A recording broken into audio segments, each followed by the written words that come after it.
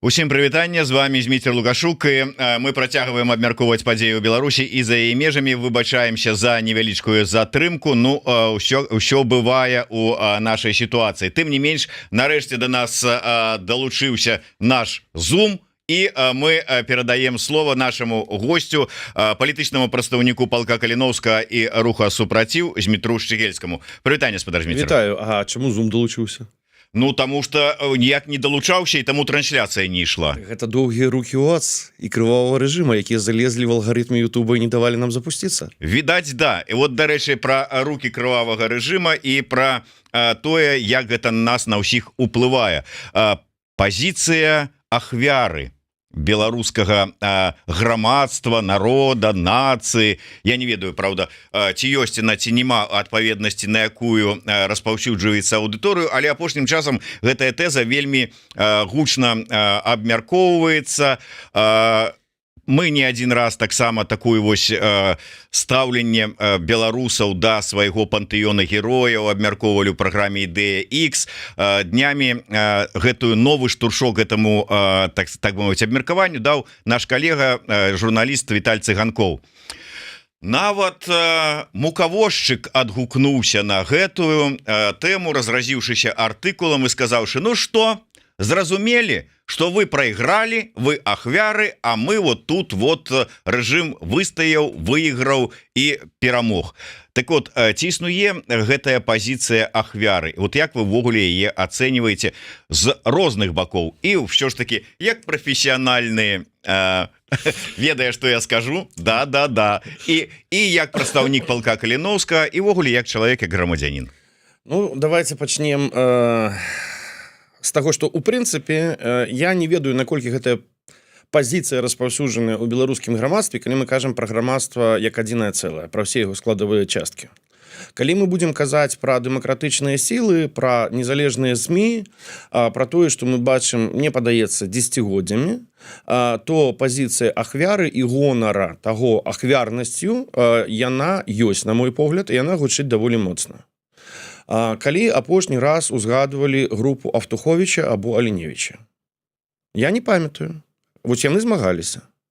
Тым не менш, тыя, хто таму, што яны не адпавядаюць міжнародным крытэрыям, каб прызнаць палітзняволенымі, таму што там был які-то гвалт, гэта як бы не кашэрна, а вось кашэрна тыя, хто не без усякага гвалту, і вось давайте будзем імі ганарыцца, і там, значыць, людзям было балюча, і вось яны ахвяравалі, і яны сядзяць, і гэта гераізм. Гэта не гераізм, гэта мученічества.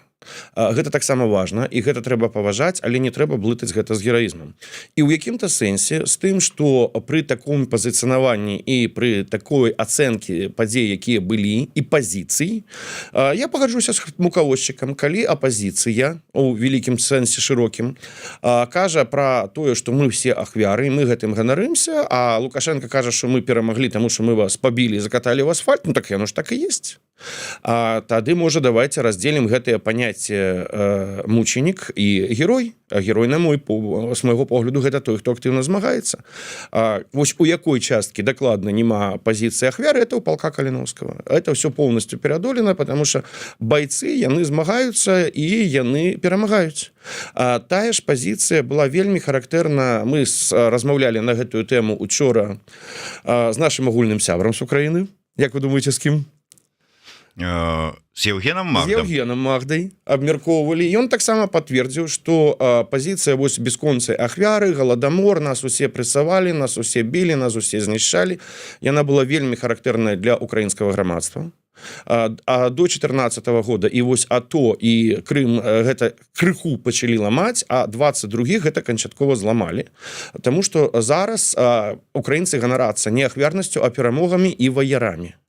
Мне падаецца, што нічога асабліва унікальнага ў беларускай нацыі няма, як в любой нацыі. Мы праходзім той жа шлях, якія праходзілі нацыі усе фактычна еўрапейскія, проста яны праходзілі го раней. У нас 3 нацыі, якія фармуюць палітычныя нацыі запаздалыя ў Еўропы. Апошнія гэта Малдова, гэта Украіна, гэта Беларусь. І мы ідзем па тых жа кропках просто з якім-то временным лагам. І зараз, да, мне падаецца, што эта пазіцыя есть. Больш за тое, я казаў на гэта пра канферэнцыі, як я разумею, пра сябе казаць можна, што ты казаў, пра іншых нельга, па тых правілах, пра якіх праходзіла канферэнцыя. Калі вам робяць балюча, а вы гэтым ганарыцеся, то, наверное, вам гэта падабаецца. А калі вам гэта падабаецца, то гэта для мяне выглядае крыху мазахізм. Гэты мазахізм і вот гэтае ўсё ж таки мы вот зачапіліся за сённяшнюю падзеі, ну как бы пасля 20-го года і да сённяшняга дня, перамога не перамога, ахвяры не ахвяры. Я прошу прабачэння, што перабываю, ну вот гэта культура і культ, ён пачаў фармавацца яшчэ ў 90-е. Я гэта вот я, да, цудоўна памятаю. Сидзець за Беларусь, ахвяраваць за Беларусь, страдаць за Беларусь. Мне вельмі падабаецца выраз, господи, кагосьці з амерыканскіх генералаў, вельмі знакамітых, по-моему, Патона, могу памыляцца, што калі вы паміраеце за сваю страну, вы не дамагаецеся перамогі. Вы дамагаецеся перамогі, калі вы забіваеце за сваю страну. Вось тады вы можете перамагчы. А калі вас забіваюць, не рабіце так, каб вы пагіблі за сваю страну, зрабіце, каб гэтыя сукіны сыны з другого боку пагіблі за сваю страну. Тады вы пераможаце. Ну так, да, потым у супрацьвагу пачалі гучаць справы, што лепей не сесці за Беларусь, а жыць за Беларусь. Так.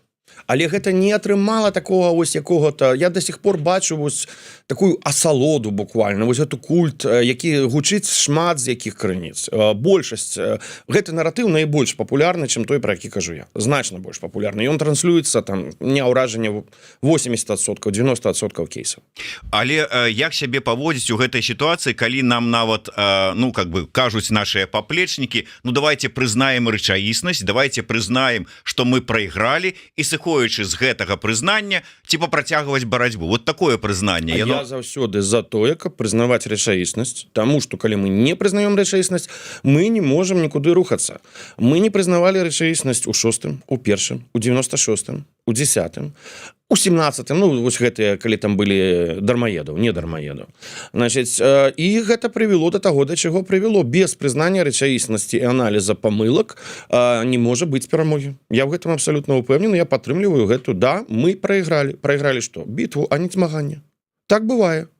20-й год мы прайгралі, я пра гэта казаў яшчэ, я памятаю дакладна, калі я сказаў, што все праіграна. А калі кветкі пачалі цыпляць на шчыты ОМОНа. У гэты момант гэта было прайграна. Вы памятаеце, што Калінкіна напісала? Не памятаю. В эфіры такое, Калінкіна я ніколі ў жыцці не чуў, каб яна лаялася матам. Вось тады яна у Фейсбуку напісала, пасля выдаліла. Гэтыя дамачкі вешаюць кветкі на шчыты ОМОНа, і все вокруг кажуць, што ў іх ашушэнне праздніка. Ну, гэта ж любімая тэза і любімыя кадры фотографаў, калі там на каленях з кветкамі ў руках перад шэрагам ОМОНа стаіць прыгожая дзяўчына ці бабуля. Вам шашачкі выехаць, вам для фотографаў або для ўлады? Я кажу про настрой грамадства і такое. А я не про настрой грамадства. Такое, вау, як прыгожа. Я не про настрой грамадства. Я про палітыку. Што ёсць сутнасць палітыкі? Сутнасць палітыкі ёсць барацьба за ўладу. І барацьба за ўладу гэта не пра прыгожасць, гэта пра ўладу. І калі вы жадаеце, каб вы падабаліся журналістам, грамадству, яшчэ камусьці, тады, канешне, трэба з кветачкамі на каленях, бабуля, прыгожая дзяўчына і ўсё такое. А калі вам трэба ўлада, то ее трэба браць. Мы вяртаемся да класічных тэорый рэвалюцыі, у тым ліку марксісцкай, пра два фактары: аб'ектыўны і суб'ектыўны. Суб'ектыўны гэта суб'ект рэвалюцыі, які можа скарыстацца рэвалюцыйнай сітуацыяй і ўздымам грамадства. І як кажуць сучасныя аўтары, што такое рэвалюцыянер? Як серфінгіст. Ён не робіць валну, але ён можа аседлаць гэтую валну грамадскага ўздыма і на яе, і карыстаючыся ей, змяніць уладу, а ў ідэальным выпадку захапіць уладу. Матахары піша: мяне таксама злуе, калі з усіх каналаў гавораць: пішыце паштоўкі палітвязням, ведаючы, што паштоўкі да іх не дойдуць. Навошта? Што ў такой сітуацыі рабіць? Я не ведаю пра паштоўкі, якія-то даходзяць, якія-то не. Я ведаю, што Мне сказали ў свой час, ты лепш никому не пішы, не тэлефануй, і каб твоё прозвішча побач ні з кім не адсвечвала, нават не толькі з палітвязняў, а і тых, хто ў Беларусі знаходзіцца. Такі напіша яшчэ горш зробіць. Да, ты яшчэ там пару гадоў у гору добавіш адной паштоўкай таму, хто сидзіць, так што не дай бог. Ось. Но справа не ў паштоўках, справа ў тым, што гэта пытанне прынцыповае, якое цягнецца з 90-х гадоў, з гэтых бархатных рэвалюцый, з якіх зрабілі абсалютнага ідала і вырашылі, што такія тэхналогіі будуць працаваць заўсёды. З шарпа і пра тое, што вось мы такім чынам можам знесці любы рэжым. Нет, не любы. Маскоўскі такім чынам не зносіцца, мінскі, як мы бачылі, не зносіцца і не знесецца. І рэжымы в Іране сколькі разоў уже было. Ну і што? Венесуэла, вельмі падобная сітуацыя. Ну і як там? Ну, ніяк, так же, як і у нас. Значит, трэба рабіць асэнсаванне таго, што было, трэба шчыра пра гэта казаць грамадству, трэба прызнаць памылкі і паразу і рухацца далей. Просто тут пытанне разыходзяцца, я ведаю, вы пра Егорова, яго пра ідэю намікаеце, правильно я разумею? Ну і яго таксама. Яго таксама. Просто як бы на этапе ацэнкі сітуацыі я з Егоровым згодны, а вось на этапе высноў з гэтай ацэнкі не. Ён кажа, што трэба прызнаць памылку і спрабаваць там як-то дамаўляцца, а я кажу, што трэба прызнаць памылку і выкарыстоўваць іншыя сродкі для таго, как перамагчы. Не Егораў, але таксама прызнаць памылкі. Учора глядзеў праграму, чарговы выпуск праграмы «Часікі цікаюць», Остапене Шрайман і Женя Сугак, дзе абмяркоўвалася сітуацыя з вот этим кропкавым вызваленнем палітвязняў. Не глядзеў, але осуждаю. Не, программа хорошая. Я жартую, конечно. Раю, дарэчы, паглядзець, хаця вельмі спрэчная. І там прагучаў такі тэзіс, што Лукашенко вот апошнім часам ад яго прагучала такое, што ж вы мне дзякуй не скажаце? Я тут вот гэтых ваших вот вызваляю, а вы мне нават дзякуй не скажете. И Женя кажа, давайте ему скажем дзякуй. Вот усе разом, давайте скажем не 1 раз, а 5 раз, 20 раз дзякуй, хай ён толькі далей вызваляе палітвязняў. Дапаможа? Александр Егорыч, я готовы асабіста, за іншых не скажу, сказаць вам дзякуй за то, што вы вызвалілі палітвязней. Але пры гэтым я разглядаю гэта як першы крок, калі гэта будзе першы крок да вызвалення ўсіх палітвязнях. Пасля гэтага, да таго, каб былі праведзен працэс рэабілітацыі, кампенсацыі за тыя годы, якія людзі адсядзелі ў вязніцы, за тое здароўе, якое яны страцілі, каб былі скасаваныя кейсы і прызнаны неправасуднымі крымінальныя справы, якія супраць людзей, якія з'ехалі, каб у ўсіх была гатоўнасць вярнуцца, і вось тады можна будзе сказаць дзякуй зусім шчыры і перайсці да пачатку працэса, што я лічу был бы лепшым варыянтам для Беларусі, таго, што па-ангельску называецца understanding and reconciliation. На беларускую гэта будзе паніманне і прымірэнне, но гэта не зусім такі дакладно, больш-менш адпавядае. То есть пачаць, напрыклад, з ОБСЕ пры пасрэдніцтве ОБСЕ перамовы паміж беларускімі нацыянальна-дэмакратычнымі сіламі і рэжымам пра транзіт. І калі гэтыя, но пры гэтым я не гатовы сказаць дзякуй, а я лічу, што ёсць праблема і ёсць адказнасць за тых усіх, каго пасадзілі, за тых, каго забілі, за тых, хто страціў здароўе, за тых, хто был вымушаны з'ехаць. Вось за гэта дзякуй сказаць не гатоў. А за тое, што асвабадзілі, да хоць 100 разоў я гатоў сказаць Лукашенко дзякуй, памятаючы ўсё астатняе. Калі гэта першы крок, сапраўды шчыры, то гэта можна разглядаць уже па-іншаму. Зміцер, все ж таки пытанне як да вас, да псіхіатра. Я ведаю, ведаеце, я вот канферэнцыю узгадываў Зміцер, і я цягам канферэнцыі некалькі разоў натыкаўся на сітуацыю, калі да Змітра людзі, ну, якія, відаць, яго асабліва не ведаюць, падыходзілі і казалі, ну, як псіхіатр, скажыце нам. І у Змітра аж вочы пачыналі іскрыць, так вот, типа там. Я ведаю, гэта не вы паставілі дыагноз, гэта вы агучылі дыагноз. Давайте яшчэ раз прарэкламуем нашего агульнага сябра, у якога была праграма, дзе все распавёў. Я маю на увазе Цыганкова, Светкі Лукашенко. Там я ўсё распавёў. Вось туды ідзіце, глядзіце, больш мяне не пытайцеся. Да. А я не пытаюся про той дыагноз, про ўсё астатняе, але таксама раю паглядзець праграму нашага калегі Віталя Цыганкова з Змітром Шчыгельскім у цыкл праграм Светкі Лукашэнкі. Таксама вельмі цікава, сам глядзеў з задавальненнем, Змітра заўсёды слухаю з задавальненнем, а там паглядзеў два выдатных чалавека сабраліся. Навошта Лукашенко вось гэтае дзякуй? Гэта сапраўды яму трэба? Яму сапраўды гэта трэба. нейкі сігнал? Не, гэта яму сапраўды трэба, таму што разумееце, у прынцыпе добрыя намеры суб'ектыўна ёсць у любого чалавека пры любых паводзінках. Напрыклад, то есть кожны чалавек, які б дрэнны ён не был суб'ектыўнай кропкі гледжання, суб'ектыўна заўсёды лічыць, што тое, што ён робіць, добра. Напрыклад, Чикатило, серыйны забойца, лічыў, што ён робіць добрую для грамадства справу, выступаючы такім санітарам сацыяльнага лесу. І сам для сябе ён гэта казаў, што я раблю добрую рэч. Ніхто з людзей не кажа ніколі сябе, што я раблю дрэнную рэч. Я абсалютна ўпэўнены, што калі Лукашенко, памятаеце, гэтую любімую не аддаюць, і ўсё астатняе гэта абсалютна шчырыя эмацыйныя рэчы, якія адпавядаюць яго стану ўспрыяцця рэчаіснасці. Яму трэба гэта дзякуй, яму трэба даказаць самому себе, што народ Беларусі яго любіць. Усе гэтыя выхады людзей на вуліцу была для яго абсалютна жудасная псіхатраўма. Гэта не значыць, што я яму спачуваю.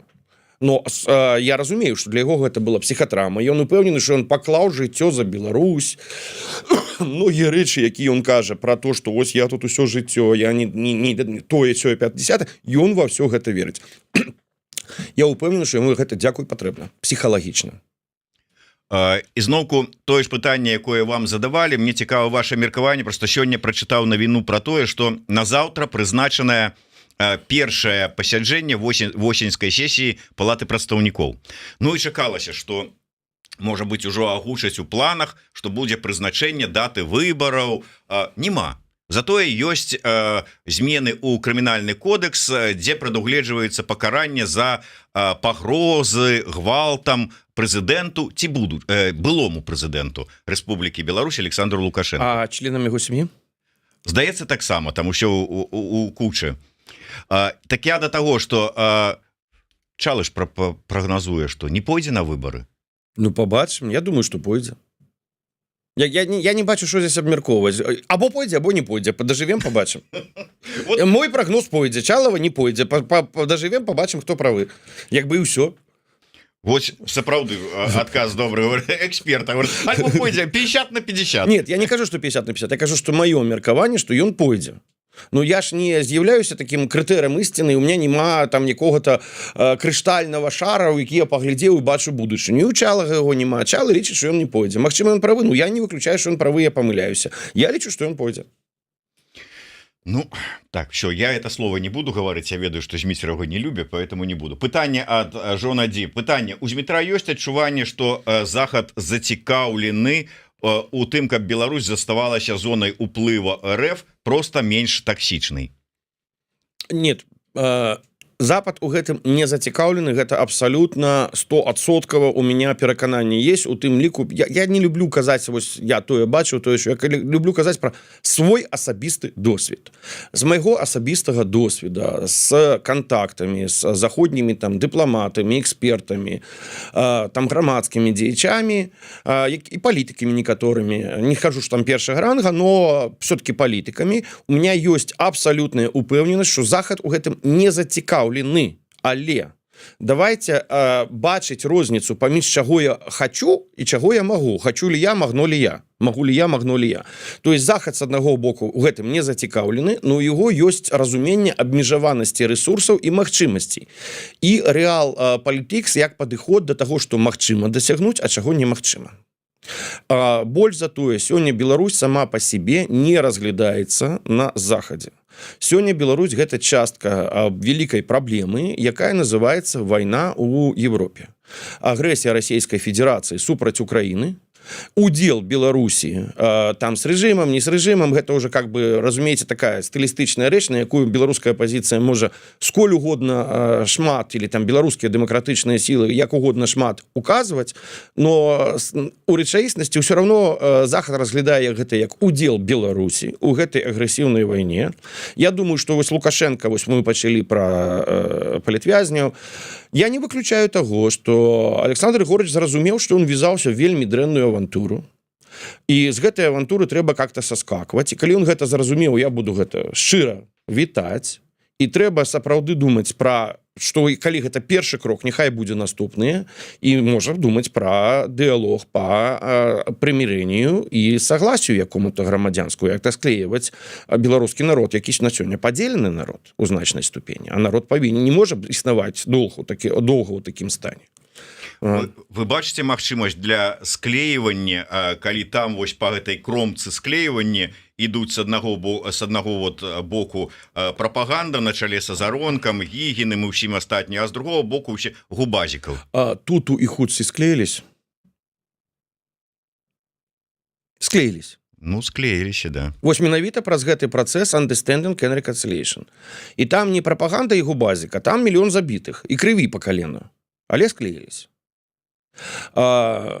Паўночная Афрыка, я разумею, што там шмат пытанняў, але якім-то чынам склеілася. Калі мы кажам пра гэты працэс, прымяняўся тэхналогія, якая ёсць, можа яна не ідэальная, там ёсць шмат крытыкі, але ёсць і выпадкі, калі нацыі і грамадства ў краінах праходзілі праз значна горшыя сітуацыі, але пасля гэтага склеіваліся, пераадолевалі, і я лічу, што для беларусаў, як для нацыі, гэта был бы лепшы шлях. Гэта не значыць, што я там асабіста гатовы адмовіцца ад іншых шляхоў.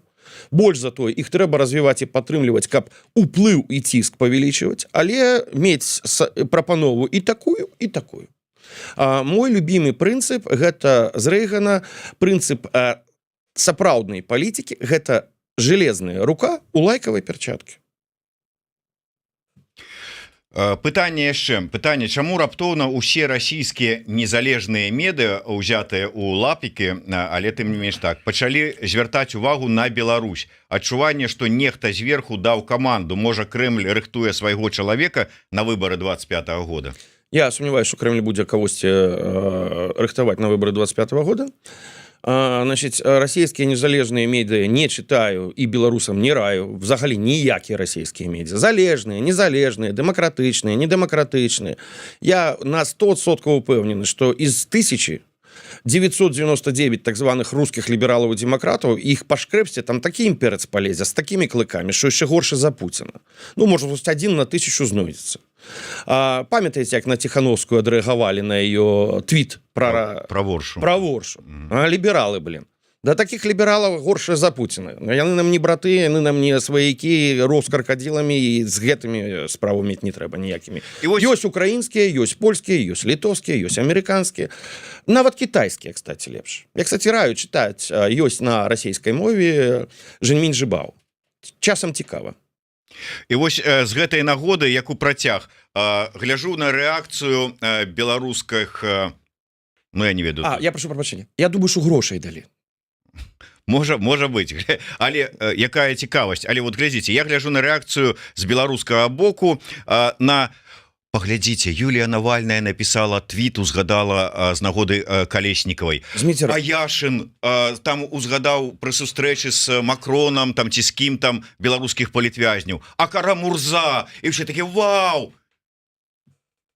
А Тихановская, а Латушка, а Шчыгельскі, там, калі ўзгадваюць на розных сустрэчах палітвязняў, то што? Чым вот гэта вау больше, чым тут? Гэта вау, кажа пра тое, хто кажа вау, тое, што ён лічыць сябе. Ну, вось есть белый господин з імперыі, і ёсць калонія. У калоніі хто там, як гэта назваць? Жыхар калоніі, ну, вось как-то, вось, каб не абразіць. Мягка. Не падкажаце? Не. Ну, Папуас. Да. Вот приехал великий белый господин для Папуаса, и такі Папуас, вау, великий белый господин, узгадаў нешта про нас. Калі для вас Москва гэта і ўсё, што звязана з Москвой, ну тады у чым праблема з Лукашенко? Ніякіх праблем. Лукашенко нормальный такі, як бы это сказать, чувак, які інтарэсы Москвы ў правінцыі прадстаўляе, такі губернатар, ну не зусім, можа там такі каланіяльны кароль з якой-то аўтаноміяй, гэтак далей. Ну так окей, тады трэба да Москвы сказаць, нам гэта не падабаецца, дайце іншага, а можа взагалі зрабіць губерніі, будзе губернатар, зусім цудоўна. Вот. Я не бачу ў гэтым нічога, што больш за тое, я ўпэўнены, што так званыя расійскія блогеры, той жа Кац, гэта адуванчык якого? Варламаў, якія ў 20-м годзе казалі, вы ўжо перамаглі, вы ўсё робіце правільна, таксама несуць асабістую адказнасць за тое, што адбываецца зараз у Беларусі. Яны рабілі ўсё, каб запудрыць беларусам мазгі, каб не казаць ім праўды. І как бы тыя, хто сядзяць, тыя, хто іх родственнікі, могуць ім выказаць асабісты дзякуй за тое, як яны дэзінфармавалі і вадзілі па коле і прывялі да чаго-то прывялі. І если вы яшчэ раз пачынаеце ўзгадваць там Яшына, еще кагосьці, я не памятаю нават гэтае прозвішча, не хочу памятаць. Ну, у меня да іх яшчэ одно пытанне, як да Дзярждэпа. А чаму гэта вот Дзярждэп абмяняў тады грамадзян Расійскай Федэрацыі, пакінуўшы па некаторым дадзеным у Беларусі і Расіі разам можа знаходзіцца ад 9 до 11 амерыканскіх грамадзян, а іх пакінулі. Ну, як у падаткаплацельшчыка ў Злучаных Штатах у меня вялікія праблемы, якія я ўжо меў магчымасць выказаць значнай часткі тых, за каго я галасую, там сенатары і кангрэсмены, некаторым супрацоўнікам Дзярждэпа, што я не разумею, з якога такого пераляку пакуль сядзяць амерыканскія грамадзяне, вызваляюць грамадзян Расійскай Федэрацыі. Мне падаецца, што Амерыка должна клапаціцца перш за ўсё пра грамадзян Злучаных Штатаў, а пасля ўжо там па Расійскай Федэрацыі як атрымаецца. І што вам адказалі? Нічога не адказалі, но абцікалі, было бачна, што было сорамна вельмі. Матахары піша: калі войска не будзе на баку народа, нічога ў нас не зменіцца. А што думае Шчыгельскі, яго план?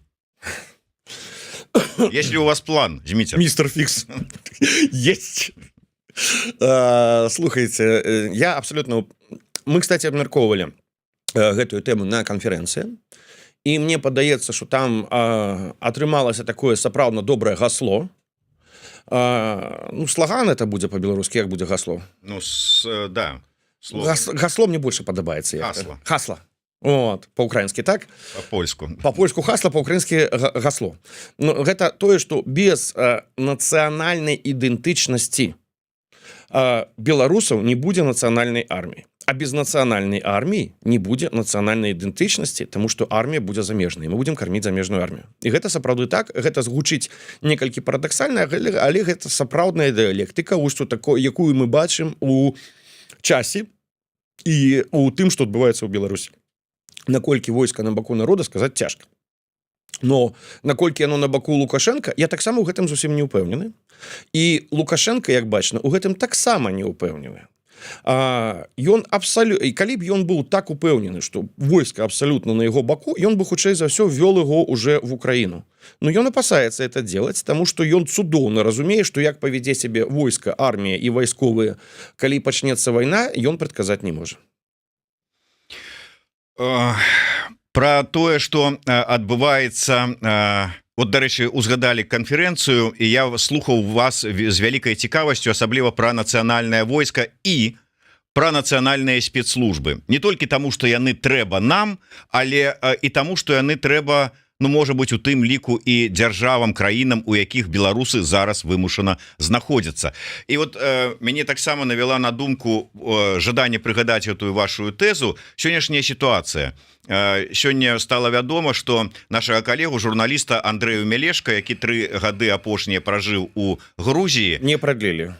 Ён прыляцеў з дачкой у Польшчу па справах і учора вечарам вяртаўся ў Грузію. Яго не пусцілі.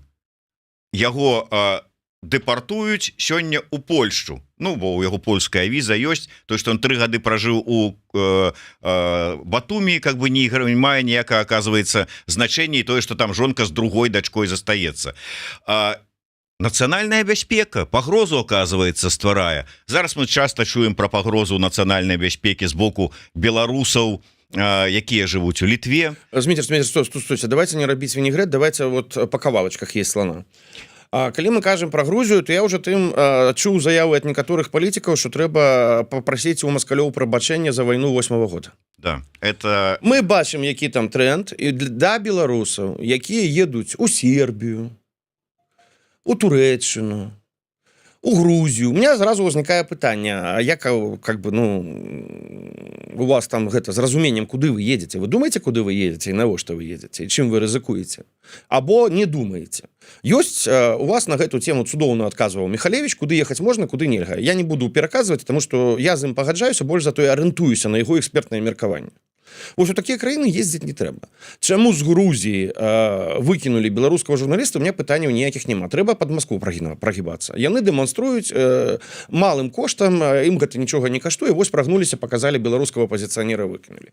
Пра Літву гэта асобны кейс, чаму розныя матывы, розныя сітуацыі. У Літве, як у большасці краін еўразвяза, дзесяцігоддзямі недафінансоўвалі спецслужбы. І гэтыя спецслужбы не маюць магчымасці пераварыць той поток імігрантаў і уцекачоў, называйце рэлакантаў, як хацеце. Ну, карацей кажучы, іншаземцаў, перш за ўсё з Беларусі і Расіі, якія ўехалі на тэрыторыю гэтых краін. Калі у вас ёсць магчымасць апрацаваць, ну, условна, зрабіць 100 адзінак працы, а трэба зрабіць 1000 адзінак працы. І вы разумееце, што вы не можаце зрабіць гэтую 1000 адзінак, тады вы скарачаеце з 1000 до 100. Што для гэтага трэба зрабіць, каб 900? Ну, я кажу вельмі умоўна, гэта ні ў якім разе не нармальныя прапорцыі, щоб колькасць беларусаў і жыхароў грамадзян Расійскай Федэрацыі на тэрыторыі Літвы зменшылася, і яны кудысьці з'ехалі. Тады спецслужбы змогуць апрацаваць тую колькасць, якая застанецца. Што з гэтым рабіць? Опять же, гэта не моя ідэя. Мне падаецца, што у вас был хтосьці з літоўскіх палітолагаў, які прапанаваў, што Ціхановская павінна... Мажэйкіс. Я прашу прабачэння, у меня па жыцці дрэнная памяць на прозвішча, бывае такое. Но я абсалютна пагаджуся з яго прапановай, што беларусы павінны дапамагчы літоўскім спецслужбам апрацоўваць вось гэтыя кейсы. Магчымасці для гэтага ёсць, і калі ён прапанаваў, што там офіс Ціхановскай, аб'яднаны пераходны кабінет, каардынацыйная рада будуць супрацоўнічаць з адпаведнымі службамі, я лічу, што гэта адзіны рэалістычны выхад. Можна стаць у пазіцыю мы все ў белым паліто, ужасныя літоўцы взялі, павыганялі беларусаў, ай-яй-яй, як яны парушаюць права чалавека. Ну, з аднаго боку гэта так, але з другого боку трэба быць рэалістам і разумець, што інтарэсы, нацыянальныя інтарэсы Літвы, Польши, Чехії, любой краіны заўсёды будуць галоўнымі. Прыярытызацыя нацыянальных інтарэсаў. Мне падабаецца формула, што стратэгія заўсёды мацней за палітыку, а палітыка мацней за гандаль і бізнес. Значит, першае месца у прыярытэты нацыянальных інтарэсаў гэта бяспека. Тое, пра што кажа Роза Турамбекова, што адбываецца працэс секюрізацыі. З ей, кстати, ей прывітанне. Я ведаю, што на мне перадавалі, шчыра дзякую. Значит, я таксама пагаджусь, опять, я пагаджаюся з ацэнкай, не пагаджаюся з высновамі. Што трэба шукаць якія-то магчымасці, якія будуць адпавядаць у тым ліку інтарэсам нацыянальным Літвы, каб вырашыць прычыну гэтай праблемы. А не просто казаць, як всё дрэнна і як літоўцы дрэнна себе паводзяць. Ну, гэта іх краіна, разумееце. Праблема беларусаў у тым, што мы страцілі сваю дзяржаву. Вось асноўная праблема. І прыехаць у Польшу, у Нямецчыну, у Чехію, кудысьці яшчэ сказаць, нам не падабаецца ваша дзяржава, таму што вы то-то тое робіце неправільна. Ну, на это адказ. Ну, так зрабіце сваю. Адбейце сваю назад і будзеце рабіць так, як вы лічыце там. Я цудоўна уяўляю, як нехта прыедзе ў Злучаныя Штаты і пачне дыктаваць ураду Злучаных Штатах, што і як яму рабіць. Ну, гэта скончыцца вельмі быстра і хутка. Але вы как бы спрагназавалі, што ну у той ці не ў той ступені, але такія вось, ну скажем так, праблемы, якія зараз ёсць у беларусаў у Літве, могуць узнікнуць і ў іншых краінах. Это сапраўды так? Я сказаў крыху па-іншаму. Я сказаў, што я не выключаю і лічу, што гэта зусім не нулевая верагоднасць, што такія праблемы могуць узнікнуць і ў Польшы, і ў Чехіі, і ў іншых краінах еўразвяза. Таму што праблема мае аб'ектыўны падмурак. Першае, беларусаў і расейцаў шмат. Беларусь і Расія стораны вайны.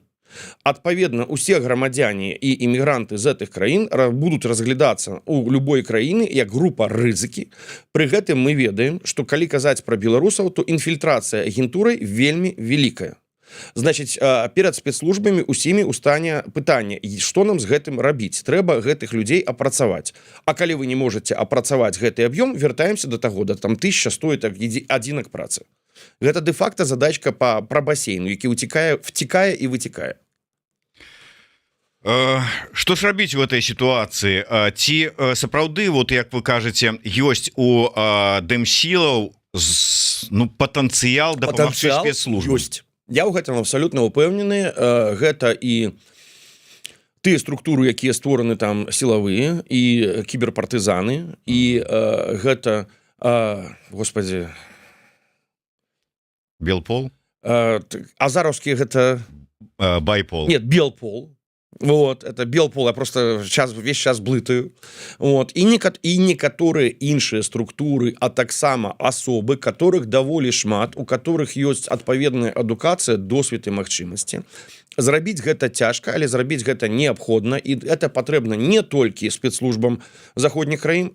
Перш за ўсё гэта неабходна нам. Мы ведаем, колькі было скандалаў з тым, што уцеклі дадзеныя, з тым, што заехаў агент, што агент інфільтраваўся, што людзі пападалі пад уплыў, што іх выкарыстоўвалі ў цёмную і гэтак далей. Гэта все ачевідныя недапрацоўкі, перш за ўсё.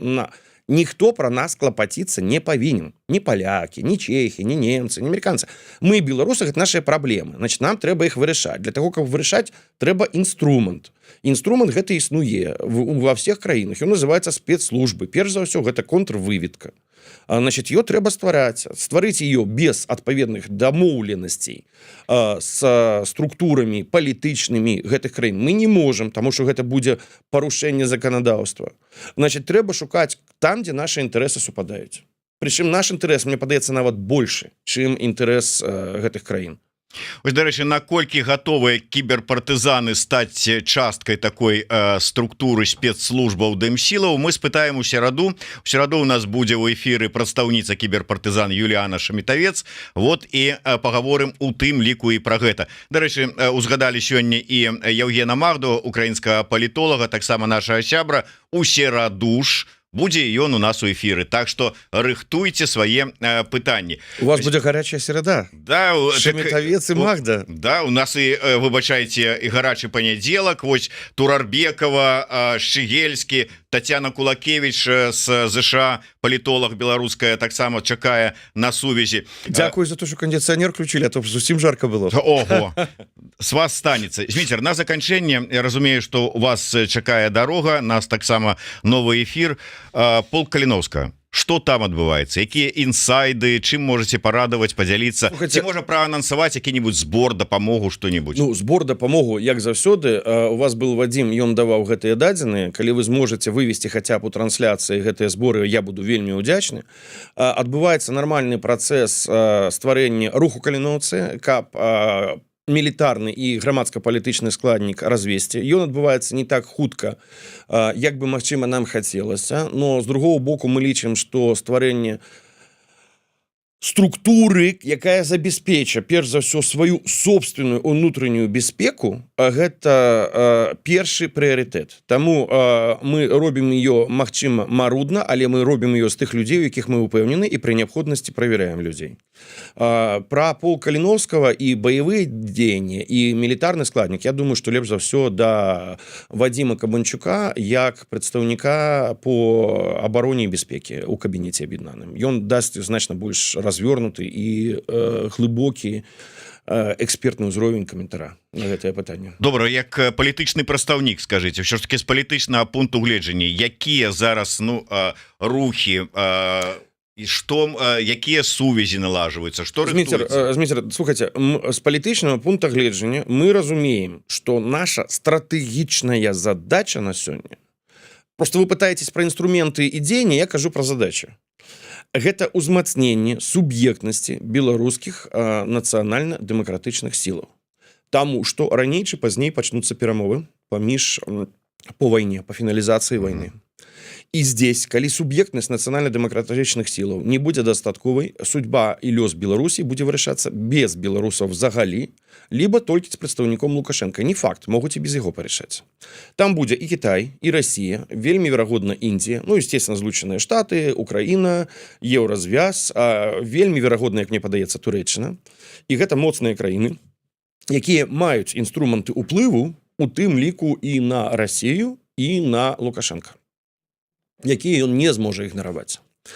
І самае важнае зараз гэта дамагчыся таго, каб беларускія нацыянальныя дэмакратычныя сілы мелі той узровень суб'ектнасці, які не пазволя іх ігнараваць і дасць ім магчымасць прымаць удзел у гэтых перамовах, няхай не ва ўсіх, но там непазбежна ўзнікне пытанне Беларусі. І вось па пытанню Беларусі гэтыя сілы павінны прыняць удзел. Гэта залежыць ад нас саміх, ад офіса Светланы Ціхановскай, ад координацыйнай рады, ад аб'яднанага пераходнага кабінета, ад палка, ад партій, ад рухаў, ад усіх беларусаў, хто з'яўляецца або лічыць себе часткай гэтых нацыянальна-дэмакратычных сілаў. Што для гэтага робіцца? Для гэтага робіцца тое, што была створана в тым ліку па ініцыятыве палка камісія па бяспекі ў координацыйнай рады. Вадзім Кабанчук зайшоў у аб'яднаны пераходны кабінет. Был створан рух Каліновскага. Мы спадзяемся, што нам удасца правесці канферэнцыю, як была ў прошлым годзе. Я пакуль не анансую, но кажу так, што спадзяемся. Мы упэўнены, што ў нас вельмі моцна развіваюцца кантакты з рознымі краінамі і з рознымі палітычнымі сіламі. Ну, вось тое, што робіцца. Але які гэта мусіць быць узровень суб'ектнасці, каб да гэтых перамоваў будучых прадстаўнікоў беларускіх дэмсілаў Беларусі далучылі? Ну, глядзіце, мы, здаецца, маем нармальны ўзровень суб'ектнасці ў тым сэнсе, што тую ж самую Ціхановскую да прэзідэнта ЗША сустрэчы ладзяцца там з іншымі прэзідэнтамі. Былі, да. Але калі ўзнікла пытанне абмена палітвязнямі, вот Россия, то прокинули. Вот вам суб'ектнасць. Так вось, павінен быць такі ўзровень суб'ектнасці, які не дазволя ігнараваць беларускія нацыянальна-дэмакратычныя сілы. Гэта які ён павінен быць? Што для гэтага трэба? Для гэтага трэба ўзмацняць складнік, звязаны з добраахвотнікамі, перш за ўсё з палком Каліновскага, ну, магчыма, не толькі, з рэзервам, з харугвамі, палітычны складнік. Для гэтага трэба самавызначыцца беларускім нацыянальна-дэмакратычным сілам і не толькі на словах, але ў дакументах, у тым ліку координацыйнай рады. Беларусь гэта ж зараз што? Акупіраваная, не акупіраваная. Наша стаўленне для еўразвяза, наша стаўленне да вайны, наша стаўленне да адносін з Расіяй, наша разуменне, хто мы есть, куды мы ідзем, за што мы змагаемся, якія нас каштоўнасці. Прычым усё гэта павінна быць прапісана і фармалізавана. І працы здесь пачаць і кончыць. І рабіць гэта трэба хутка. Дзякуй вялікі. На жаль, трэба завяршаць нашу размову. Дзякуй вялікі, Зміцер. Спадзяюся, хуткім часе пабачым ізноўку вас у нас у студыі з новымі гэтакімі ж вострымі заявамі. Больш за 1300 гледачоў у нас былі адначасова ў стрыме. Так што, калі ласка, подписывайтеся на сацыяльныя сеткі палка Каліновскага, донатьте, калі у вас ёсць такая магчымасць. У любым выпадку падтрымлівайце наших ваяроў найперш. Дякую за запрашэнне. Жыве Беларусь, слава Украіне. Жыве вечна, героям слава.